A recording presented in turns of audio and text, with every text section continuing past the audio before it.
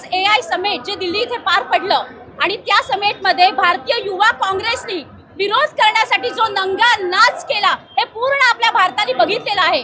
म्हणजे आज मोदी सरकार आल्यापासून मोदीजी जागतिक स्तरावरती भारताला एका उंचीवर नेण्याचं काम करतायत, पण हे काँग्रेसला, राहुल गांधींना हे सहनच होत नाहीये। त्यांच्या डोक्यावर परिणाम झालेला आहे। म्हणजे ते मोदी विरोधाने इतके पछाडले गेलेले आहेत की आता कपडे काढून विरोध करण्याचं काम या लोकांनी सुरू केलेलं आहे। याचा आम्ही तर निषेध तर करतोच, पण मला असं वाटतं की राहुल गांधी आणि काँग्रेसनी प्रत्येक भारतीयाचा अपमान केलेला आहे आणि त्यामुळे त्यांनी पूर्ण देशाची, प्रत्येक भारतीयाची माफी ही मागितलीच पाहिजे। आणि जोपर्यंत ते माफी मागत नाही तोपर्यंत पूर्ण देशभर भारतीय जनता पार्टीतर्फे हे निषेध आंदोलन असंच सुरू राहील।